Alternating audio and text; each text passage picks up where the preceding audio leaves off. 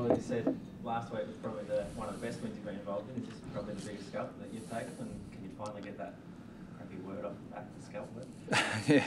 Yeah. Oh, look, I think that I think it's great for our supporters. You know, I think it's internally we've had really good belief in what we're doing. I think you get to the point where when you're not winning and you talk about belief and building belief, people start to not believe you. So, you know, I think for our supporters, that big win, Collingwood have had their way with us for the last 2 or 3 years. So, you know, I'm wrapped for our supporters, and I hope they're really proud of the boys' efforts, because I certainly am. And you know, I think people will be proudly wearing their North Melbourne jumpers around for the next few days, I hope. You mentioned that hole that Collingwood has sort of had over you. Does that add to the sort of the character of the win, given the start that the Pies had? I mean, it could have been easy for the Heads to go down and douse the creek in. Yeah, I think that's a really good point. I think the start that Collingwood got off to was really impressive, and you know, they certainly blitzed us early, and they look like the really good team that they are. They looked ominous, and you know, I think it would have been easy for the boys to panic a little bit, but I was just as happy with the calm and the measured approach that the assistant coaches took in the coaches box to the one that the players took on field. So, you know, I think that's a sign of real maturity. So, continuity's been really important for us, both on and off field, and we're starting to see some rewards. Your three key forwards, the way they combine us, whereas Lockie's been at the latest edition coming in a couple of months ago. But are you pleased with how they're teaming up? Well, I think the thing that pleases me the most is that they're working really well together as a team, and they're really selfless players. They play for the team and they play for each other, and they're getting the results collectively. So, you know, I think we talked a bit about that's how we judge them. And you know, Brett Allison's trying to claim Lindsay Thomas now to boost his numbers in that group. So he's trying to claim it's 4 key forwards. But no, I think when Chris Tarrant went back to play on Hansen, I thought that was a pretty good indication, because I regard Chris Tarrant as you know, one of the elite defenders in the competition. I think he gets overlooked a little bit. So I think that's a great scalp for Lockie Hansen, that Chris Tarrant had to be moved from the forward line to play on Lockie, and I thought that may have given us an advantage, upsetting Collingwood's forward structure a little bit. So that's the ultimate accolade, I think. In terms of that belief, you talk about Lockie Tarrant and Lockie Hansen, both had to come through a fair bit in their time in the game, haven't they, to sort of get to the stage now where they obviously feel pretty confident and comfortable about their position.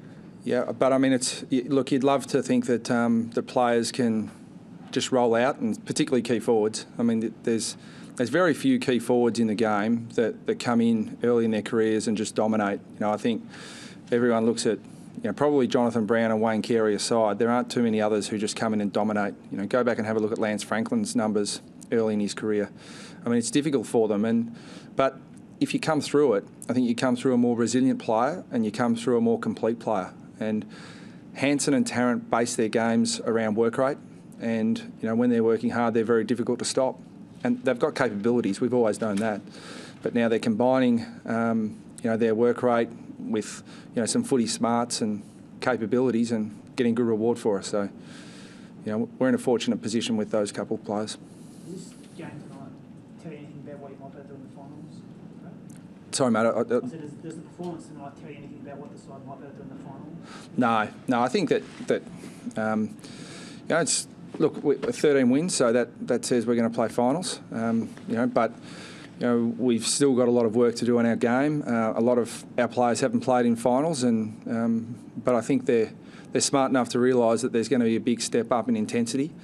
And you know, while we've played some pretty good footy against some pretty good teams, you know, we've got to expect their very best. And I don't think Nathan Buckley would be saying Collingwood were at their very best tonight. So, you know, Dane Swan's still to come back into that side. So, you know, we'd look forward to getting Grimer and Wells back. But, you know, we've had some good wins. You know, we've just got to remember what makes us, you know, a pretty good team, because Hawthorn reminded us 11 weeks ago of how bad it can get if we don't focus on those things. I think Nathan Grimer said he was possibly about 3 weeks away. Were you happy with Luke Delaney tonight? Do you think he can hold his spot possibly into the finals? Oh yeah, we've always rated Luke as a good, strong key defender. In a lot of ways, he gives us something we haven't got. He's a genuine last line, 195 centimetre, 100 kilo strong defender. So, Thompson and Grimer and Frito are terrific players, but Delaney's something different again. So we're really fortunate to have, a lot of good, solid key position players, because there are some pretty good ones sitting in the VFL at the moment. What was the message Brad to the team after the game in the change room? Pretty much what I've just said to you now, Nick. It was, we went in with a plan, we executed the plan really well, and I think that it's a superb effort by the players, and we're really fortunate to have great staff who prepared the players really well. Both in terms of the condition, I think you'd agree they ran the game out really well. Last week showed we can run the game out under duress. So our sports science and medical staff do a fantastic job. So we paid credit to them, but just with the players, it's just a matter of, we talked about not getting too demoralised after the round 10 loss to Hawthorn. And, it's easy to say, difficult to do, but to the boys' credit, they kept their morale up, and they're getting the rewards now for all that hard work. It's a hard one to assess, I guess, but it's the challenge now going into finals, taking this style of game that you've got so well going, and Eddie had to, I suppose, the MCG, where you're likely to play first half. I think that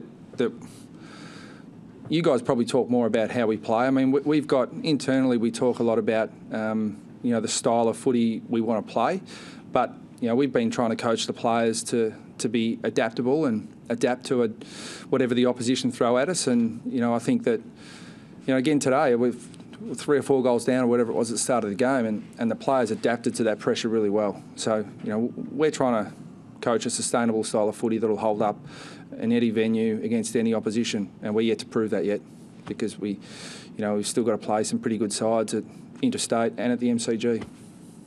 This might have nothing to do with it, but was last week's win important in a sense that it sort of took the pressure off tonight a little bit, knowing that you didn't necessarily have to win to still be in contention for the finals? You could go out there with a little bit of abandon, I suppose.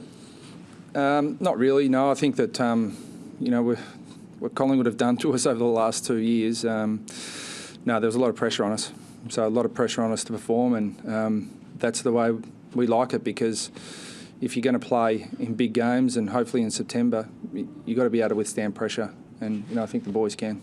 Sean, I think you've broken a few hoodoos, got a few big scalps. Geelong, the Saints, the Pies, and the Bombers must give you real confidence that you're becoming a pretty good team. Yeah, it is good. I think it's, as you said, the confidence of the players, it's just showing now.